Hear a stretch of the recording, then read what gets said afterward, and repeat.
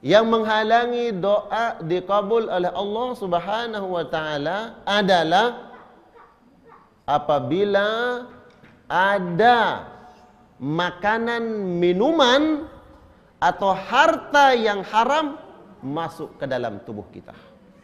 Hati-hati jemaah.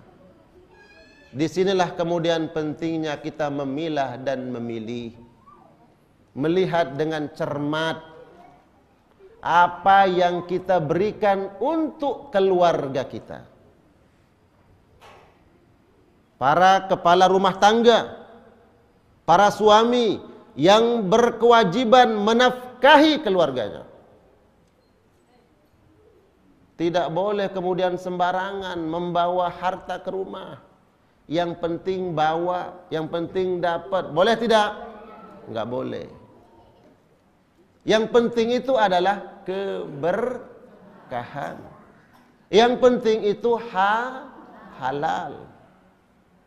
Karena kalau ada harta haram yang masuk ke dalam tubuh kita lewat makanan dan minuman, tumbuh menjadi tulang, daging dan darah anak-anak kita. Hati-hati.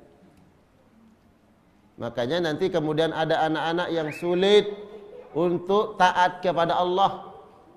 Hati-hati. Ada anak yang kemudian ingkar, durhaka terhadap kedua orang tua. Ada tidak? Ada, na'udzubillah. Bisa saja penyebabnya adalah karena ada harta yang haram masuk ke dalam tubuh mereka. Tenaga mereka, tulang, daging, darah mereka mengalir dari yang haram. Maka yang menyebabkan mereka menjadi anak yang tidak berbakti kepada kedua orang tua. Hati-hati dengan harta yang kita berikan untuk keluarga. Tidak apa-apa, banyak, yang penting dibandingkan dikit, tapi pilih yang mana? Ya saya tahu memang pilihnya maunya begitu. Itu kan bagian dari doa. Saya berdoa ini untuk kita semua. Semoga Allah berikan rezeki. Semua ini teman-teman ini. Juga doakan ini teman-teman yang dari TV One. Doakan semuanya. Semoga apa yang mereka lakukan ini diberikan keberkahan oleh Allah Subhanahu wa taala. Allah cukupkan keluarganya. Allah berikan rezeki yang halal. Allah bukakan kebaikan-kebaikan. Karena Al-Quran menyebutkan la yastawil khabithu wat tayyib walau a'jabaka kathratul khabith. Yang halal, yang berkah, yang baik tidak sama dengan yang haram, yang buruk. Enggak sama. Walau a'jabaka kathratul khabith, walaupun yang haram, yang buruk itu jumlahnya banyak dan membuat engkau tertarik ingin mendapatkannya. Jangan tergoda. Walaupun banyak, karena enggak sama kata Al-Quran. Yang halal, yang baik, yang berkah, walaupun sedikit. Nah, ini kata Al-Quran, walaupun sedikit tidak sama dengan yang haram, yang buruk, walaupun itu banyak dan membuat kita ingin mendapatkannya. Kenapa tidak sama? Ya tidak sama dalam dampaknya, pengaruhnya. Yang halal, yang berkah walaupun sedikit menghadirkan ketenangan.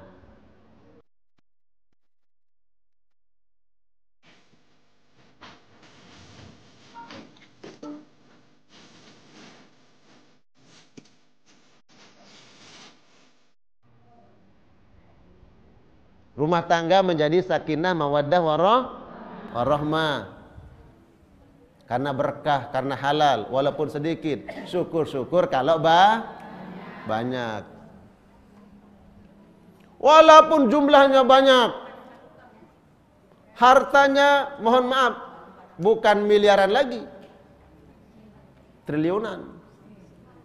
Tapi kalau didapatkan dari yang haram, menzalimi orang, menipu orang, korupsi, culas, hati-hati.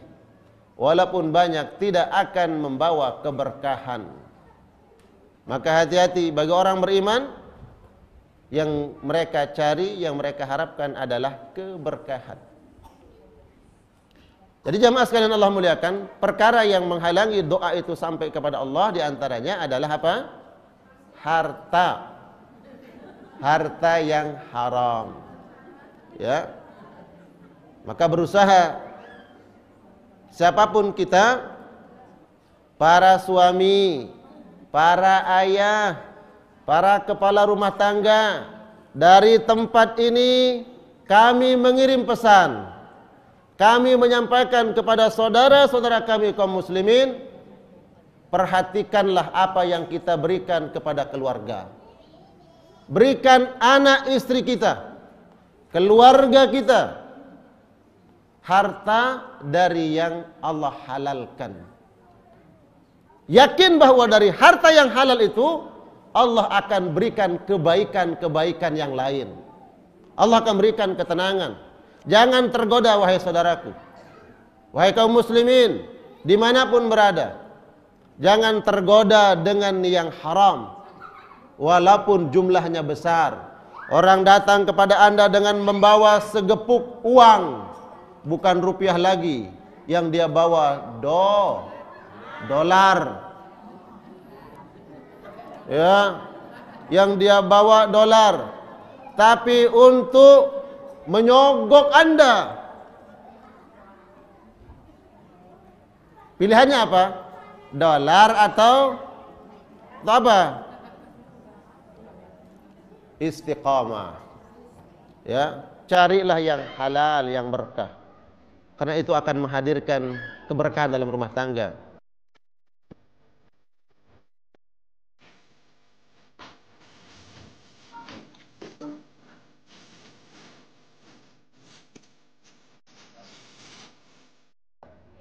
Apa gunanya harta menumpuk bermiliar-miliar kalau pada akhirnya harus menggunakan rompi tuh, iya kan? Di mana kita menaruh wajah kita, muka kita? Terlebih bagaimana kita menjaga kemuliaan agama Islam? Yang korupsi namanya soleh, yang korupsi namanya, secara tidak langsung jamaah sekalian Allah muliakan, kita telah mencoreng agama kita. Dari sini kami mengirim pesan bahwa carilah harta yang halal, yang berkah. Jaga agama kita. Jangan sampai di luaran sana ada orang yang mengatakan, tuh lihat, yang korupsi itu namanya Pak, saya khawatir nanti ada namanya Pak Soleh. Ya. Maka bertakwalah kepada Allah Subhanahu wa taala. Jadi jamaah sekalian Allah muliakan, harta yang halal memiliki peranan yang penting dalam kehidupan kita. Doa akan diijabah oleh Allah Subhanahu wa taala apabila kemudian faktor yang kita jaga adalah jangan mengambil harta yang bukan hak kita. Jangan berikan anak keturunan kita, keluarga kita, harta yang diharamkan oleh Allah Subhanahu wa taala. Nabi cerita, ini dalilnya. Nabi cerita, ada orang yang melakukan perjalanan jauh, yusafir, yutilus safar, dia melakukan perjalanan jauh. Kemana? Ke Baitullahil Haram, ke Mekah, ke tempat yang doa-doa diijabah oleh Allah. Sampai di Mekah, di depan Ka'bah, dia mengangkat tangannya dan mengatakan, ya Rabbi, ya Rabbi, ya Rabbi, ya Allah, aku minta ya Allah, aku minta ya Allah. Apa kata Nabi? Akan tetapi mat'amuhu haram, makanan yang dia makan bersumber dari harta yang haram. Wa mashrabuhu haram, minuman yang masuk ke dalam tubuhnya dia beli dari harta yang haram. Wa malbasuhu haram, pakaian ihramnya, biaya pemberangkatannya dari yang haram, wa ghudhiya bil haram, dan juga apa yang dia makan haram. Anna yustajabulah. Lalu bagaimana kemudian doa ini didengar oleh Allah? Apa penyebabnya? Harta yang haram. Padahal sudah berdoa nih. Di mana doanya? Di depan Ka'bah, di tempat yang mustajab. Tapi kenapa kemudian la yustajab, tidak diijabah doanya? Karena harta yang haram. Maka hati-hati kita. Ya. Insya Allah berangkat haji umrah dari harta yang halal.